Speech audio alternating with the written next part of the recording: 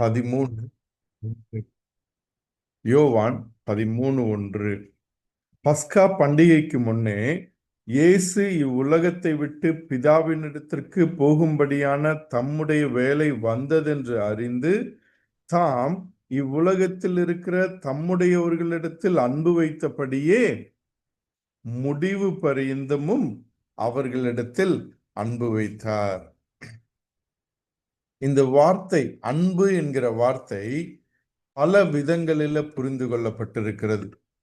இந்த அன்பு என்கிற வார்த்தை அநேக நேரங்களில் இருதயபூர்வமாக உணரப்படுகிறது. இப்ப இருக்க காலகட்டத்தில் சரீர பிரகாரமாக அது அறிந்து கொள்ளப்படுகிறது. ஒரு சில நேரங்கள்ல தவறான புரிதல்கள் அநேக விதத்துல இருக்கு. இந்த அன்பு அப்படிங்கிற வார்த்தை அநேக விதத்துல, ஒருவேளை இந்த பிப்ரவரி மாதத்துல தான் நம்ம வேலண்டைன்ஸ் டே எல்லாம் கொண்டாடி இருப்பாங்க. அநேக நேரங்கள்ல அந்த வேலண்டைன்ஸ் டே ஆரம்பத்தில் எப்படி இருந்தது, அன்பை வெளிப்படுத்துகிற ஒரு நாளாக அப்படிலாம் இருந்தது. ஆனா இப்பொழுது எப்படி, அது ஃபுல்லா வியாபார நோக்கத்தோடு எல்லாம் அப்படியே பயங்கர கலர் கலரா காரியங்கள், மக்கள் தவறாக புரிந்து கொண்டு ஏதோ அன்னைக்கு மாத்திரம்தான் நமக்கு அன்பு செலுத்துகிற நாள், மற்ற நாட்கள் எல்லாமே ஒன்றும் கிடையாது அப்படின்னு சொல்லி அப்படியாக தவறாக புரிந்து கொள்ளப்பட்ட ஒரு ஒரு காரியமாக அன்பு மாறிவிட்டது.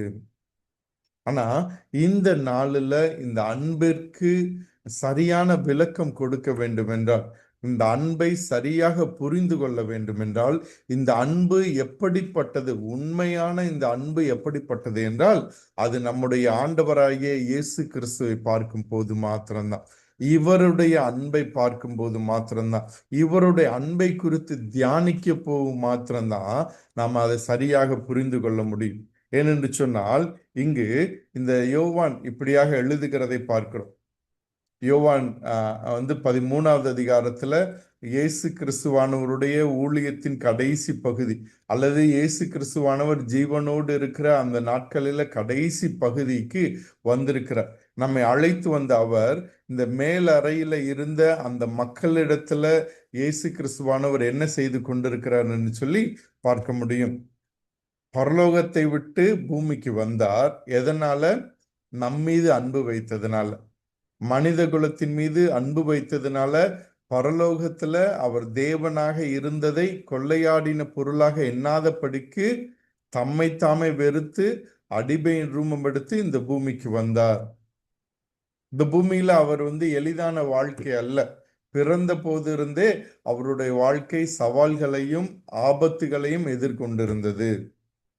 பல விதங்களில் வளர்ந்து வந்த நாட்கள் நமக்கு அது அநேக காரியங்கள் தெரியாது. ஆனால் ஒன்று தெரியும், அவர் தேவனுடைய குமாரனாக இருந்தாலும் இங்கு பூமியில் இருந்த பெற்றோருக்கு கீழ்ப்படிந்த ஒரு மகனாக இருந்தார். அது அவ்வளவு எளிது கிடையாது. எந்தெந்த நேரங்கள்ல மரியாள் யோசேப்பும் எப்படி இருந்தாங்க என்று சொல்லி நமக்கு நிறைய தெரியும். அது மாத்திரமல்ல, இயேசுவுக்கு பின்பதாக அவருக்கு சகோதரர்கள் பிறந்தார்கள், சகோதர சகோதரிகள் பிறந்திருந்தார்கள். நம்ம வீட்டுல தெரியும் இல்லையா, சகோதர சகோதரிகள் வளர்கிற நாட்கள்ல அந்த அந்த சிக்கல்கள் எப்படி இருக்கும், ஒரு சில போராட்டங்கள் எப்படி இருக்கும். சின்ன வயசுல இருந்து 30 வயது வரைக்கும் அவர் வீட்டுல இருந்தார். இடையில அவர் அந்த ஆலயத்திற்கு ஒரு தடவை போனப்போ கூட காணா போயிடுறார். அப்ப அவங்க அப்பா அம்மா தேடுறாங்க. அப்ப அவருக்கு ஒரு சின்ன கடிந்து கொள்ளுதல் அவங்க தாயார் இடத்துல இருந்து வருது. அந்த காரியத்துல கூட அவர் பொறுமையாக அமைதியாக அவர் பதில் அளித்ததை நாம் பார்க்க முடியாது. இப்படியாக கீழ்ப்படிதல், அந்த அன்பு கீழ்ப்படிதலோடு கூட இருந்த அன்பு. எதற்காக கீழ்ப்படிதல்?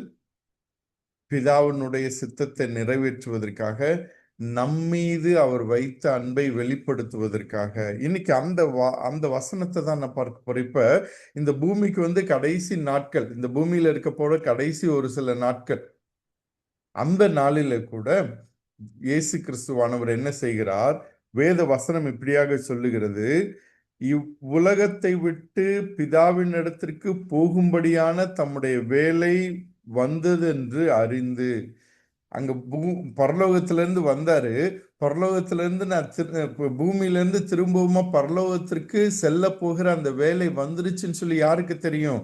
இயேசு கிறிஸ்துவானவருக்கு தெரியும். இன்னும் ஒரு 2 நாள் தான். இன்னைக்கு வியாழக்கிழமை ஆயிடுச்சு. வெள்ளிக்கிழமை அவரை அரெஸ்ட் பண்ணிடுவாங்க. அடுத்து அவரை அடித்து கொன்று விடுவாங்க. ஞாயிற்றுக்கிழமை என்று அவர் பரமேற போகிறார், உயிர் தள்ள போகிறார். அது எல்லாமே அவருக்கு தெரியும். அவர் யாருன்னு சொல்லி அவருக்கு தெரியும். தாம் இவ்வுலகத்தில் இருக்கிற தம்முடையவர்களிடத்தில் அவருக்கு எல்லாமே தெரியும்.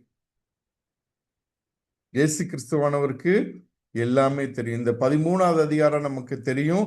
அது சீஷர்களுடைய கால்களை கழுவுகிற நிகழ்ச்சியை சொல்லுகிற அதிகாரம். இந்த சீஷர்களிடத்துல யாரெல்லாம் இருக்கிறாங்க? தன்னை காட்டி கொடுக்க போகிற யூதாசும் இருக்கிறார். யூதாசனுடைய கால்களை இயேசு கிறிஸ்துவானவர் கழுவினாரா? கழுவினார், கழுவினார். 2வது வசனம் அதான சொல்லுது, சீமோனின் குமாரனாகிய யூதாஸ் காரியோத்து அவரை காட்டிக் கொடுக்கும்படி பிசாசானவன் அவன் இருதயத்தை தூண்டின பின்பு அவர்கள் போஜனம் பண்ணி இருக்கையில் தம்முடைய கையில் பிதா எல்லாவற்றையும் ஒப்பு கொடுத்தார் என்பதையும் தாம் தேவனிடத்தில் வந்ததையும் தேவனிடத்துக்கு போகிறதையும் இயேசு அறிந்து போஜனத்தை விட்டு எழும்பி, அது பின்னாடி அந்த காரியங்கள் சொல்லுது. இந்த 3வது வசனம் என்ன சொல்லுது? பிதா தன்னுடைய கையில எல்லா அதிகாரத்தையும் கொடுத்திருக்கிறார், எல்லாவற்றையும் ஒப்பு கொடுத்திருக்கிறார். தன் பிதாவினிடத்துல வந்து பிதாவினிடத்திற்கு செல்லுகிறார் என்பதை அறிந்து அந்த அதிகாரம் மற்றவர்களை அழிப்பதற்காக அல்ல, மற்றவர்கள் மீது அன்பு செலுத்துவதற்காக, முடிவு பரியந்தம் அன்பு செலுத்துவதற்காக. முடிவு பரியந்தம்.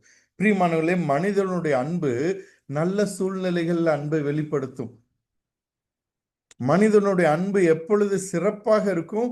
எல்லாம் அருமையாக செல்லும் போது, எல்லாம் கிரமமாக செல்லும் போது, எந்த பிரச்சனையும் இல்லாத போது, தனக்கு நல்லபடியா படும்போது அந்த அன்பு சிறப்பாக வெளிப்படுத்தும். ஆனா அதே காரியம் கொஞ்சம் நமக்கு பிரச்சனை வருது, நம்மளை அவங்க சரியா ட்ரீட் பண்ணல, நம்மளை அவங்கள கண்டுக்கல, நம்ம எவ்வளவுதான் முயற்சி எடுத்தாலும் அவங்க நம்மளை ஒதுக்குறாங்க, நம்ம அன்பை புரிஞ்சிக்க மாட்டேங்கிறாங்க, நம்முடைய அன்பை மதிக்க மாட்டேங்கிறாங்கன்னு சொல்லி கொஞ்சம் நமக்கு தெரிஞ்சால என்ன பண்ணுவோம்? தள்ளி வச்சிடுவோம். கோபப்பட மாட்டோம். ஏன்னா கிறிஸ்தவர்களாக நமக்கு கோபப்பட வேண்டாம். எதுக்கு சண்டை போட்டுக்கிட்டு, எதுக்கு அவங்கள இது பண்ணிக்கிட்டு, நமக்கு வாக்குவாதம் செய்ய முடியாது, வேண்டாம். எதுக்கு? அமைதியா ஓரமா போயிடுவோம். அவங்க மேல அவங்க நம்ம வாழ்க்கையில வேண்டாம், அவங்கள நம்ம கண்டுக்க வேண்டாம், நம்ம ஒன்றும் செய்ய வேண்டாம், அவங்க இருக்கட்டும், நம்ம ஒரு பக்கம் இருக்கட்டும் சொல்லி அப்படியே விலகி விடுவோம். அநேக நேரங்கள்ல நம்முடைய குடும்பங்கள்ல அப்படி நடக்குது. ஏன்? அந்த அன்பு திரும்ப கிடைக்காத போது நாம் நேசிக்கிறோம், நாம் அன்பு செலுத்துகிறோம். அந்த அன்பு நமக்கு திரும்பவும் கிடைக்காத போது நாம் என்ன செய்கிறோம்? நாம் அமைதியாக தள்ளி வந்து விடுகிறோம். அல்லது ஒரு சிலர் சண்டை போடுகிறோம், போராடுகிறோம், வாக்குவாதம் செய்கிறோம், பிரச்சனை செய்கிறோம், அது எல்லாம் இருக்கு. ஆனா இயேசு கிறிஸ்துவானவருடைய அன்பு எப்படிப்பட்டது? தன்னை காட்டி கொடுக்க போகிற யூதாசையும் நேசித்த அன்பு, அவனுடைய கால்களையும் கழுவின அன்பு, தான் யார் என்று அறிந்த போதும், தான் எங்கிருந்து வந்து தான் எங்கு செல்ல போகிறேன் என்று முழுமையாக அறிந்தும் தன்னை காட்டி கொடுத்த யூதாசு, அதை காட்டி கொடுத்த யூதாசை மாத்திரமல்ல, தன்னை மறுதலிக்க போகிற பேதுருவையும் நேசித்த அன்பு. பேதுரு 3 முறை மறுதலிக்க போகிறார். அது இயேசு கிறிஸ்துவானவருக்கு தெரியும். இயேசு கிறிஸ்து அதை குறித்து எச்சரிக்க போகிறார். எச்சரித்த போதும் கூட இந்த பேதுரு சொல்லுகிறார், நான் அப்படி இருக்க மாட்டேன், நான் மரித்தாலும் மரிப்பேன், மறுதலிக்க மாட்டேன் என்று சவால் இடுகிறார். அந்த பேதுருவையும் நேசித்த அன்பு. அது மாத்திரமல்ல, 12 பேர்ல ஒருத்தர் காட்டி கொடுப்பாரு, இன்னொரு மறுதலிப்பாரு, மற்ற 10 பேரு ஓடி போயிடுவாங்க. ஒருவேளை யோவான் மாத்திரம் கொஞ்சம் தூரமா வந்துட்டு இருப்பாரு, எல்லாரும் ஓடி போயிடுவாங்க. இந்த 12 பேரும் அவர் பக்கத்துல இருக்க மாட்டாங்க, அவரை புறம் முதுகுல குத்த போறாங்க, அவரை விட்டு பயந்து ஓட போறாங்க. 3.5 வருஷம் இவரோடு கூட இருந்து ராஜ்யத்தின் பல காரியங்களை கற்றுக் கொடுத்து இந்த உலகத்தை மாற்றும்படியான உன்னதமான ஊழியத்தை இவர்கள் கையில கொடுப்பதற்காக இயேசு கிறிஸ்துவானவர் எடுத்த எல்லா முயற்சிகளும் அங்கு ஒன்றும் இல்லாமல் போகிறது. அப்படிப்பட்ட உன்னத திட்டத்தை இவர்கள் அழிக்க போகிறார்கள். ஒரு சில மணித்துளிகள் இல்ல, அவர்கள் மீதும் வைத்த அன்பு. பிரியமானவர்களே, இயேசு கிறிஸ்துவானவருடைய அன்பு ஏதோ உணர்வு பூர்வமானது அல்ல, அது தீர்மானத்தின் அடிப்படையில். உணர்வு பூர்வமானதுன்னா எனக்கு நல்லா இருந்துச்சுன்னா நான் நேசிப்பேன், எனக்கு நல்லதா பட்டுச்சுன்னா நான் நேசிப்பேன், இல்லையா தள்ளி வச்சிருவேன், இல்லையா நான் நேசிக்க மாட்டேன். இயேசு கிறிஸ்துவானவருடைய அன்பு அப்படிப்பட்டதல்ல. தனக்கு சிலுவையை தந்தாலும் மற்றவர்களுக்கு அன்பை தருகிறவர். தனக்கு முல்லை கொடுத்தாலும் மற்றவர்களுக்கு பூக்களை தருகிற அன்பு. தன்னை எட்டி உதைத்தாலும் மற்றவர்களுடைய கால்களை கழுவுகிற அன்பு. அந்த அன்பு இயேசு கிறிஸ்துவானவருக்கு அவர் யாருன்னு சொல்லி தெரியும். முழு அதிகாரம் அவர்கிட்ட இருக்கு. முழு அதிகாரம், இந்த உலகமே அவருடைய கையில இருக்கு. ஒரு வார்த்தை சொன்னா போதும், அந்த அந்த தேவ தூதர் வந்து இந்த எல்லாரையும், இந்த இந்த சீஷர்களை அழித்து போட முடியும், ரோமர் ராஜ்யத்தையும் அழித்து போட முடியும். எல்லாவற்றையும் தன்னுடைய கரத்துல அதிகாரத்தை வைத்திருக்கிற அன்பு, விட்டு கொடுக்கிற அன்பு, தியாகமான அன்பு, மறக்காத அன்பு, குறையாத அன்பு, அளவிட முடியாத அன்பு. ஒரு தேவ மனிதர் இப்படியாக சொன்னார், நாம் தேவன் நம்மை நேசிப்பதை விட அதிகமாக நேசிக்க வைப்பதற்கு நம்ம ஒரு காரியமும் செய்ய முடியாது. நான் நல்ல காரியம் நிறைய செஞ்சா ஆண்டவர் ஒண்ணு என்னை ரொம்ப அதிகமா நேசிச்சிருவாரு கிடையாது. நான் வந்து ரொம்ப பயங்கர பாவம் பண்ண ஆண்டவர் என்னை கொஞ்சமா நேசிச்சிருவாரு கிடையவே கிடையாது. ஆண்டவருடைய அன்பு எப்பொழுதுமே மாறாததுங்க, எப்பொழுதுமே மாறாதது. அவர் எல்லா விதத்திலும் முழு அன்புள்ளவராக இருக்கிறார், முழு அன்புள்ளவராக இருக்கிறார். அது நிலையான அன்பு, அது நிலையான அன்பு. இயேசு கிறிஸ்துவானவருடைய அன்பு திரும்ப கிடைக்கும் என்று எதிர்பார்த்து செய்கிற அன்பு அல்ல, திரும்ப கிடைக்காது என்று நன்றாக தெரிந்தும் தீர்மானத்தோடு நேசிக்கிற அன்பு. நான் தீர்மானிச்சிட்டேன், நான் இவங்களை நேசிக்கணும்னு தீர்மானிச்சிட்டேன், அவங்க என்ன செஞ்சாலும் எனக்கு கவலை கிடையாது, அவங்க எவ்வளவு மோசமா என்னைய நடத்தினாலும் நான் அதை கண்டுக்க மாட்டேன். ஏன்னா என்னுடைய தீர்மானம் நான் நேசிப்பது. அது தேவனுடைய உண்மைத்தன்மையின் அடிப்படையில, தேவன் எப்படியாக இருக்கிறார், இயல்பாக இருக்கிறார்.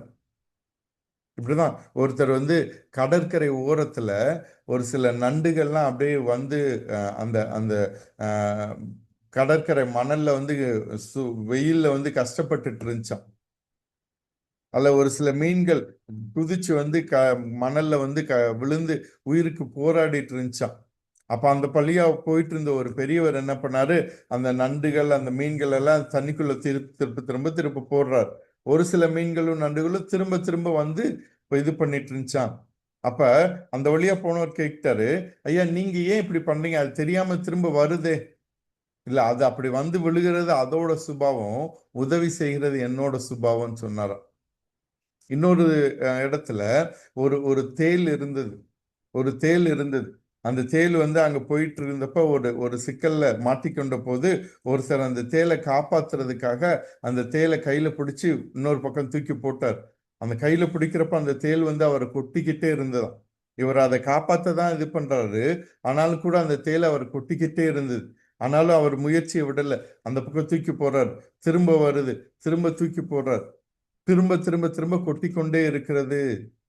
அப்ப அங்க இன்னொருத்தர் கேட்டாராம், ஏயா நீங்க வந்து இப்படி பண்றீங்க, ஏன் அந்த தேல் உங்களை கொட்டுனாலும் நீங்க அந்த தேலை திரும்ப திரும்ப தொட்டுட்டே இருக்கீங்கன்னு. அவர் சொன்னாராம், காப்பாத்துறது என்னோட சுபாவம், கொட்டுறது அதோட சுபாவம், அதோட சுபாவம் மாறாது, என்னோட சுபாவம் மாறாது. பிரியமானவர்களே, இன்னைக்கு நம்முடைய உலகத்துல அநேக நேரம் இதுதான் நடக்குது. அநேகர் நம்முடைய அன்பை புரிந்து கொள்ளாதபடிக்கு நம்மை கொட்டி கொண்டே இருக்கிறார்கள், நம்மை குறை சொல்லிக் கொண்டே இருக்கிறார்கள், நம்மை ஒதுக்கி வைத்துக் கொண்டே இருக்கிறார்கள், நம்மை தள்ளி வைத்துக் கொண்டே இருக்கிறார்கள், நம்மை நம்மை நம்மை அவமானப்படுத்தி கொண்டே இருக்கிறார்கள். ஆனா இன்னைக்கு நம்முடைய அன்பு உண்மையான அன்பாக, நம்முடைய அன்பு இயேசு கிறிஸ்துவனுடைய அன்பாக, என்னதான் என்னை ஒதுக்கி வச்சாலும், என்னதான் என்னை வெறுத்தாலும், என்னதான் என்னை வந்து அவமானப்படுத்தினாலும், அது அவங்களுடைய சுபாவம், என்னுடைய சுபாவம். இயேசு கிறிஸ்துவானவருடைய அன்பை ருசித்தவனாக, இயேசு கிறிஸ்துவானவருடைய அன்பை ருசித்தவளாக என்னுடைய சுபாவம், அவருடைய சுபாவம். என்ன அவருடைய சுபாவம்? தன்னை எதிர்த்தவர்களையும், தன்னை காட்டி கொடுத்தவர்களையும், தன்னை விட்டு விலகி ஓடினவர்களையும், தன்னை மறுதளித்தவர்களையும் முழுமையாக நேசித்த அன்பு, முடிவு பரியந்தம் நேசித்த அன்பு, ஒரு நொடி பொழுது அல்ல, கொஞ்ச நாள் இல்ல, முடிவு பரியந்தம். தாம் ஏற்கனவே அன்பு வைத்தபடியே முடிவு பரியந்தம் அன்பு வைத்தார். நம்முடைய அன்பு முடிவு பரியந்தம் இருக்குமா? அல்லது போற போக்குல காணாம போயிடுமா? கரைஞ்சு போயிடுமா? எதிர்ப்புகள்னால, வெறுப்புனால, அவமானத்தினால, அசிங்கப்படுறதுனால, மதிக்கப்படாததுனால, அல்ல திரும்ப கிடைக்கல அப்படின்றதுனால நம்ம குடும்பத்தார் மேல வைத்திருக்கிற அன்பு, நம்மை சுற்றி இருக்கிற ஒரு சில ஜனங்கள், ஆண்டவர் அவர்களை வைத்திருக்கிறார். நாம் அன்பு செலுத்துவதன் மூலமாக அவர்கள் தேவனை அறிந்து கொள்ள முடியும். அப்படிப்பட்ட அன்பாக நம்முடைய அன்பு இந்த நாளில் இருக்குமா பிரியமானவர்களே?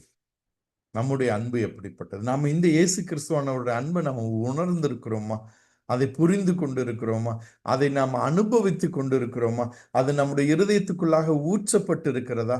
அப்படி என்றால் நிச்சயமாக இந்த அன்பு நம்மிலிருந்து வெளிப்படும். இந்த அன்பு நம்மிலிருந்து வெளிப்பட்டு மற்றவர்களை தொடும். இந்த தவ காலத்துல இயேசு கிறிஸ்துவானவர் ஒரு சிலர் மேல தான் வைத்திருக்கிற அன்பை நம் மூலமாக காண்பிக்க ஆசைப்படுகிறார். அவர் திரும்பவும் வந்து வாழ முடியாது.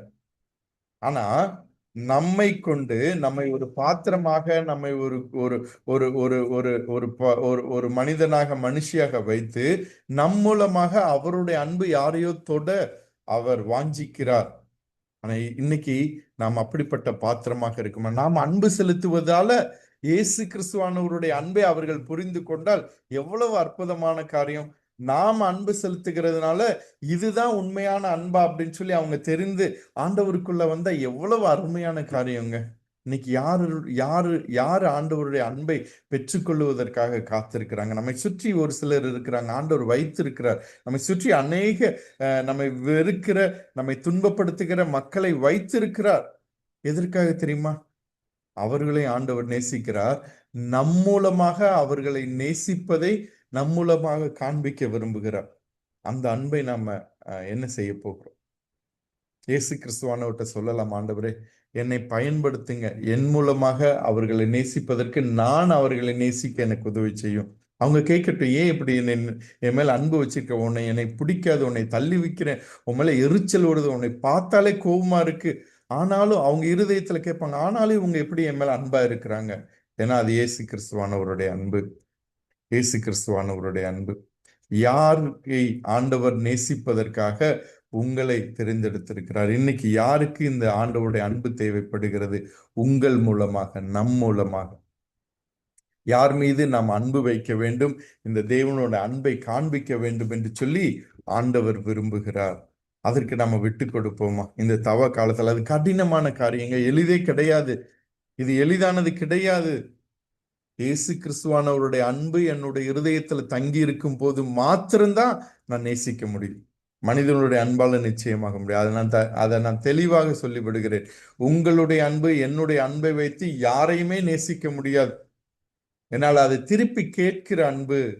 ஆனால் இது அளவில்லாமல் கொடுக்கிற தியாகம் உள்ள அன்பு. இன்னைக்கு நம்முடைய அன்பு திருப்பி கேட்கிற அன்பாக இருக்கிறதா, அல்லது தொடர்ந்து கொடுத்து கொண்டே இருக்கிற தியாகமுள்ள அன்பாக இருக்கிறதா?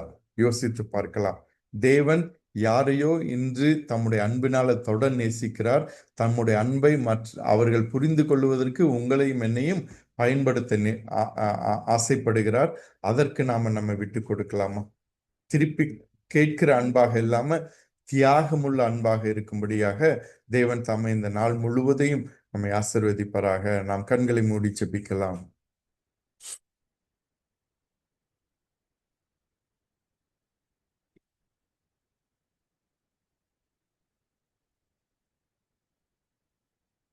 எங்களை நேசிக்கிற நல்ல ஆண்டவரே, மெச்சுதிக்கிறோம், ஐயா.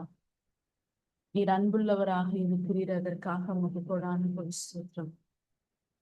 உம்முடைய அன்பினாலே நாங்கள் படைக்கப்பட்டிருக்கிறோம்.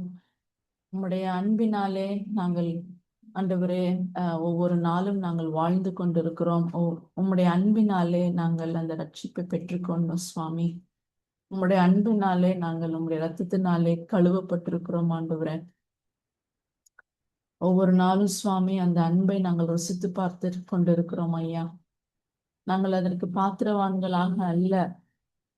நாங்கள் ஏதோ உமக்காக நாங்கள் பெரிய காரியம் செய்து விட்டோம், அதனால நாங்கள் உம்முடைய அன்பை நாங்கள் ருசித்து பார்க்கிறோம் என்கிறது அல்ல ஆண்டவரே. உம்முடைய அநாதி தீர்மானத்தினால அப்பா, நீர் எங்களை தெரிந்து கொண்டு இந்த அன்பை நீர் காண்பித்துக் கொண்டிருக்கிறீர். உமக்கு ஸ்தோத்திரம். அநேக முறை நாங்கள் உம்மை விட்டு சென்றாலும் அந்த அன்பு எங்களை பின்தொடர்ந்து கொண்டிருக்கிறது. அதற்காக உமக்கு நன்றி ஐயா. தொடர்ந்து சுவாமி, நீர் இந்த உலகத்திலே வாழும் பொழுதும் சரி, இறுதி பரியந்தமும் ஆண்டவரே உம்முடைய அன்பு மாறாததாக இருந்தது ஆண்டவரே. தொடர்ந்து நாங்களும் ஆண்டவரே அப்படிப்பட்டதான ஒரு அன்புக்குரியவர்களாக நாங்கள் இந்த உலகத்துல ஜீவிக்க எங்களுக்கு உதவி செய்யுங்க ராஜா. விசேஷமாக எங்களை சுற்றி இருக்கிறவர்களாக இருக்கலாம், அல்லது எங்களுடைய திருச்சபையினராக இருக்கலாம், எங்களுடைய உறவினர்கள் நண்பர்களாக இருக்கலாம், எங்களை பகைக்கிறவர்களாக இருக்கலாம், எங்களை வெறுக்கிறவர்களாக இருக்கலாம் ஆண்டவரே. அப்பா, எங்களுக்கு பின்னாடி ஆண்டவரே ஆண்டவரே எங்களை பற்றி பேசுகிறவர்களாக இருக்கலாம். யாராக இருந்தாலும் ஆண்டவரே கர்த்தாவே, நாங்கள் தொடர்ந்து ஆண்டவரே அந்த வெறுப்புகளை எல்லாம் எடுத்து போட்டுவிட்டு ஆண்டவரே எங்களுடைய காயங்களை கட்டுகிற தேவன் ஆண்டவரே. சிலருடைய இருதயங்களிலே ஆண்டவரே அந்த அந்த